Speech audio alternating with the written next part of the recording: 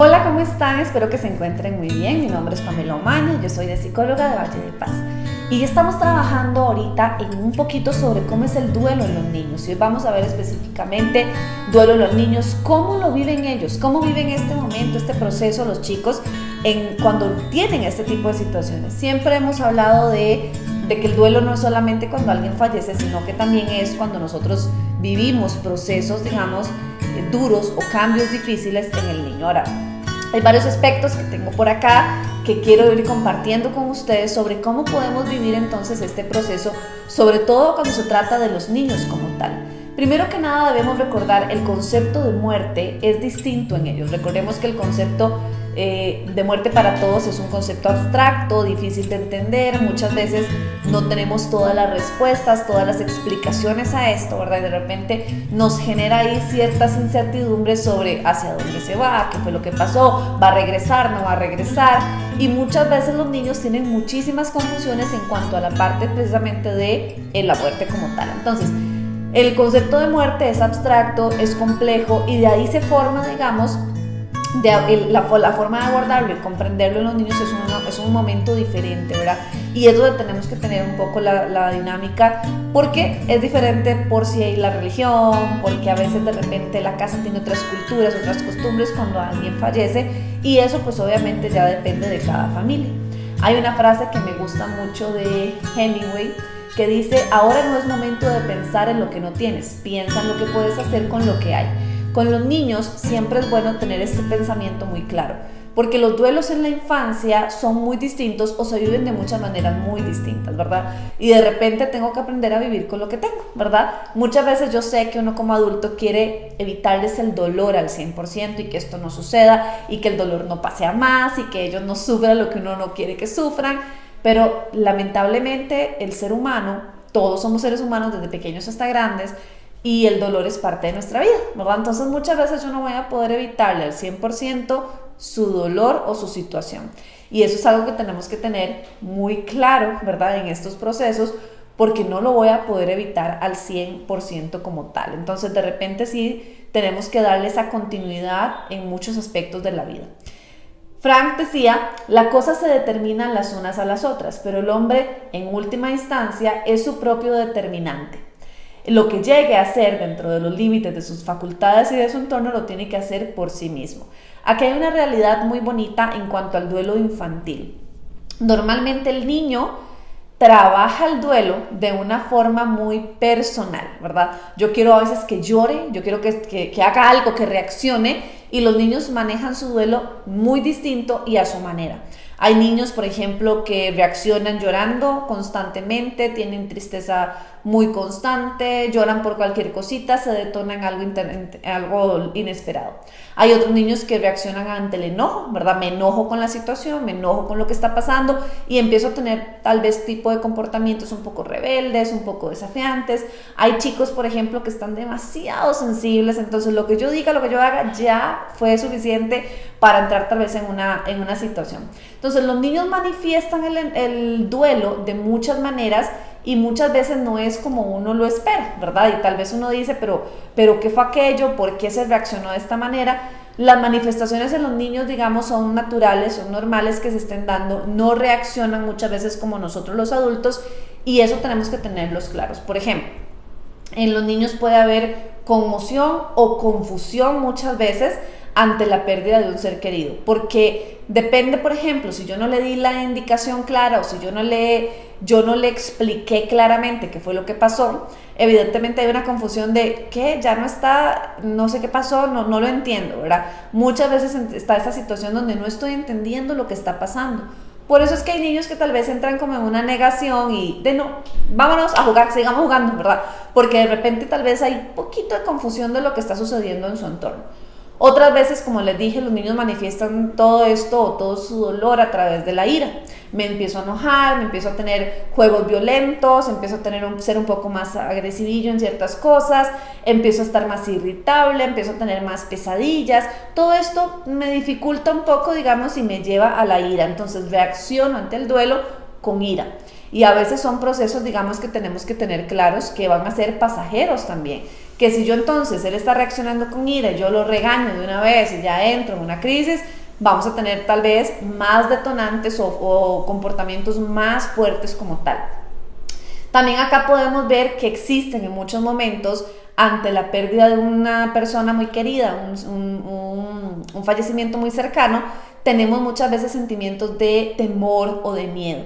Entonces ahí empiezan retrocesos en el niño, ¿verdad? Estas son otras manifestaciones que se dan. De repente entonces me da miedo, por ejemplo, dormir solo, me da miedo salir a la calle solo, me da miedo compartir con gente, empiezo a tener ciertas fobias porque lo que no quiero es despegarme de ti, porque ahora no quiero que te pase lo mismo, ¿verdad? Sobre todo cuando el fallecimiento de una mamá o un papá o alguien muy cercano, tengo miedo a que esa persona se me vaya, que esa persona ya no esté conmigo, ¿verdad? Entonces ahí tenemos que tener esa circunstancia muy clara, porque los temores y los miedos son muy naturales en procesos de duelo infantil.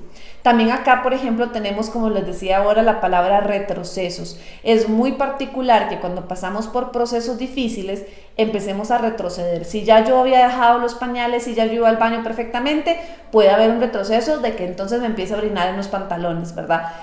Por ejemplo, si yo ya había superado la época hace muchos años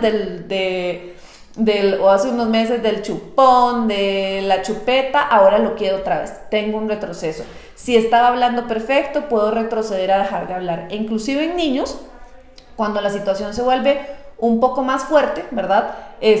Lo que sucede también es que de repente vemos, por ejemplo, que el pequeño de alguna manera tiene un proceso difícil porque lo que empieza a suceder es, por ejemplo, que el niño empieza a dejar de hablar del todo. O sea, hemos visto procesos donde el niño, tal vez como no se manejó tan bien el proceso, el niño bloquea su lenguaje al 100% y evidentemente entramos tal vez en una crisis porque algo sucede, ¿verdad? Hay también reacciones a veces emocionales, ¿verdad? De repente hay síntomas psicosomáticos donde de repente me duele la cabeza, me duele el estómago, me duele esto, me duele el otro, pero realmente voy al médico, hago todos los estudios, me le hacen todo lo que necesita tener y me dicen no tiene nada. Entonces mi niño empieza también a tener retrocesos a nivel de ciertos dolores, incluso físicos, que me llevan tal vez a una situación que no se está manejando de la mejor forma, ¿verdad? También aquí tenemos, por ejemplo, algunas manifestaciones en el proceso de duelo con retrocesos sociales. Entonces empiezo a tener dificultades para socializar con los demás, dificultades para relacionarme, o no quiero ir a la escuela, o tengo retrocesos académicamente, ¿verdad? O sea, este tipo de circunstancias suceden. Así como hay otras manifestaciones que pueden suceder también en el niño, que simplemente, bueno, vamos a jugar, punto, se acabó, ¿verdad? Entonces de repente ahí también uno entra como en una crisis, un colapso, y uno dice, pero no, ¿cómo? No está sintiendo, no va a llorar, ¿qué fue lo que le pasó, verdad? Todo esto son manifestaciones normales que suceden en el niño como tal. Y en algunas ocasiones, muchas veces también el niño se culpa, ¿verdad?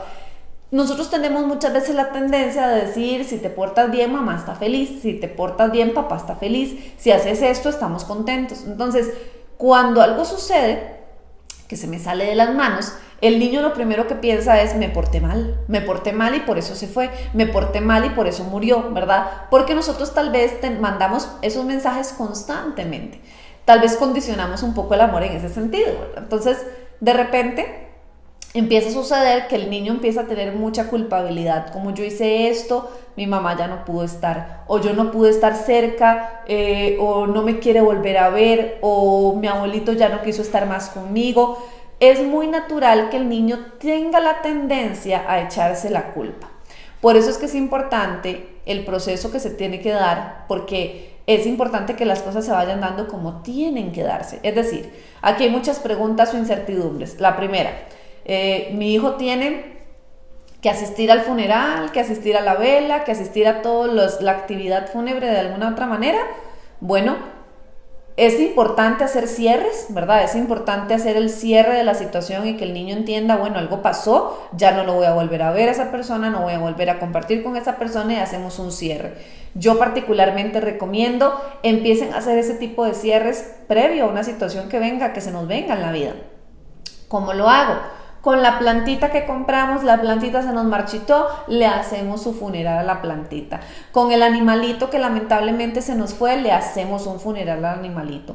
con la escuela con la que ya no voy a estar, le hacemos un cierre a la escuela en la que ya no vamos a estar. Todo tipo de cierre siempre vamos a concluirlo, no vamos a dejar cosas abiertas, vamos a concluir. Ahora, depende, por ejemplo, la familia, yo creo que va mucho a depender de esta situación. Si yo sé que mi familia es de que va a gritar o de que va a ponerse histérico o de que van a haber cosas muy impactantes para el niño, es preferible que no lo llevemos a estos lugares.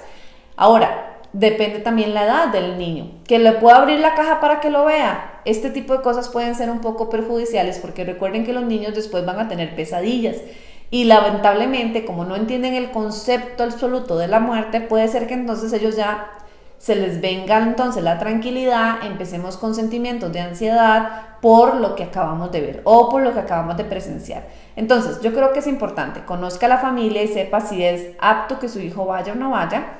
2, vamos a ir a hacer un cierre, pero no vamos a ir a hacer un cierre completo. Yo no tengo que ver la persona ni tocarla menos. Realmente eso no es interesante para el niño. Simplemente sí está en una cajita. ¿Y qué va a pasar con la cajita? Bueno, la cajita se va a meter en ese huequito y ella va a descansar. Ahora, si es un niño muy pequeño, yo recomiendo que no asista a estas cosas y simplemente le damos un cierre nosotros. Con un globito, con una carta, la persona ya no está. O con fotos del funeral. O sea, con fotos que tomé y dije, bueno, esto fue lo que pasó, más no lo viví presentemente.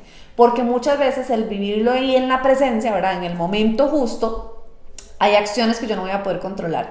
Y si alguien se desmorona emocionalmente, empieza a llorar, empieza a gritar, esto puede asustar al niño y no entiende lo que está pasando, ¿verdad? Tal vez nosotros lo entendemos porque somos adultos, pero el niño no entiende esto. Entonces, puedo tomar fotos y decir, bueno, esto fue lo que pasó, en este lugar está enterrado la persona o abuelito, abuelita o el fulanito, ¿verdad? Y eso podemos hacerlo. Y después si quieren por allá podemos mandar una florcita o ir a dejar la florcita, pero sí es importante que se hagan esos cierres como tal, no dejar cosas abiertas o incertidumbres de lo que sucedió, ¿verdad? No, se fue a pasear, no se fue a pasear, murió, y murió significa que no va a volver. Por eso es que es importante que el concepto de muerte como tal yo lo trabaje previo a esto, porque en algún momento tal vez queremos tapar la muerte porque es dolorosa y no queremos ocasionar un dolor en el niño, pero el niño tiene que entender la realidad de la muerte. Sí, la muerte llega y no volvemos después de eso. Ahora, otra de las preguntas que normalmente nos hacen es, por ejemplo, que ¿cómo hacemos si el niño no reacciona? Si él nada más inmediatamente quiere ir a jugar y se acabó. No hay que hacer absolutamente nada, realmente nada. O sea, el niño va a ir trabajando su proceso poco a poco. Y otra de las preguntas que nos hacen es si de repente cómo me doy cuenta que mi hijo está siendo afectado o esta situación se convirtió en un trauma ya a nivel de que no supo manejar el duelo.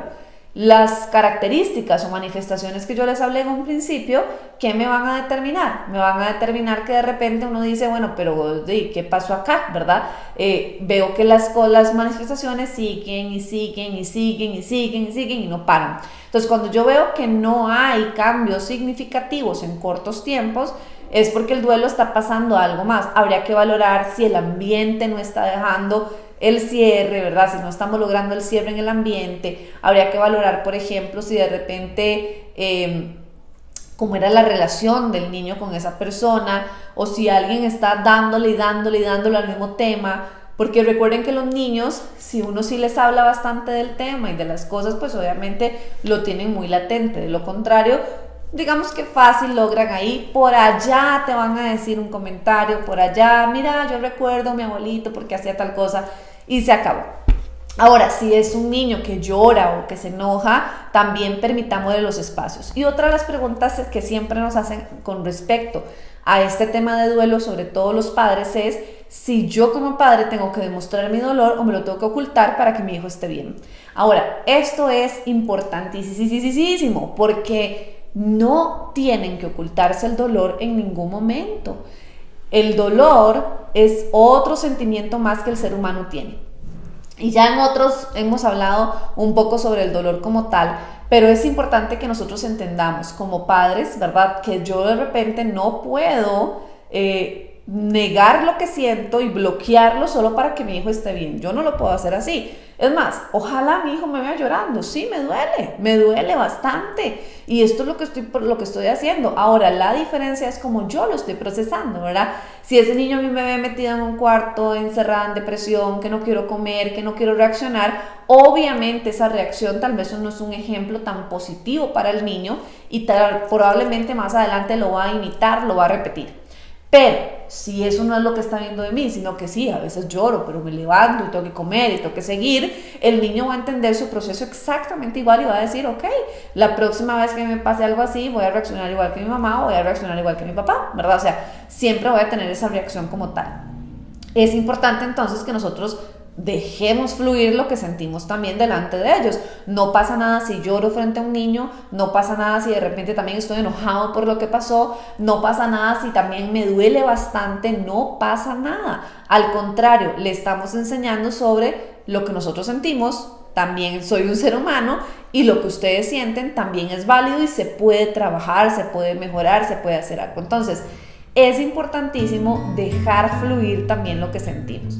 Siempre le doy algunos consejos básicos en este proceso y la próxima semana vamos a seguir teniendo el tema porque hay algunas otras cositas que se nos quedan ahí, por ejemplo las fases que pasa un niño. Pero yo quiero darle, ya para ir terminando, unos consejitos importantes en este proceso de duelo como tal cuando trabajamos con niños. ¿Cómo le doy la noticia? En un lugar calmado, en un lugar tranquilo, en un momento oportuno, no cuando de repente algo sucedió, ¿verdad? No, en un lugar calmado, oportuno y tranquilo.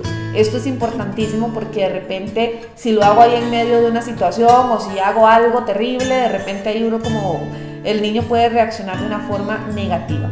Entonces, un lugar tranquilo, que se lo dé la persona que esté más tranquila también, ¿verdad? Si yo sé que aunque yo soy la mamá, yo estoy mal porque la situación a mí me provocó mucho dolor, porque las cosas a mí me están generando mucho dolor, entonces no es necesario que la mamá sea la que dé la noticia, puede darlo a alguien más. Otro proceso importante es utilice cosas, cuentos, títeres, muñecos, para que ellos logren entender, sobre todo cuando tenemos edades muy tempranas, para que logren entender qué fue lo que pasó, ¿verdad? Con una plantita, con algo que ellos entiendan, ok, entonces no va a volver, no mi amor, no va a volver, pero le podemos hablar al cielo y él nos va a escuchar o le podemos hacer una carta, siempre es importante eso. Y otro consejito es, haga los cierres, concluya, cierre. Esto es importante para todo en la vida, ¿verdad? Yo necesito cerrar siempre ciclos, cerrar cosas y eso va a ser necesario en mi vida constantemente. Y esos son algunos consejos que usted puede tener en el proceso de duelo como tal, ¿verdad? Y estos son cositas que podemos ir trabajando poco a poco. En el próximo video de la próxima semana vamos a ver un poquito sobre las fases también que pasa el niño en sus procesos de duelo. Así que fue un gusto haber estado acá con ustedes. Chao.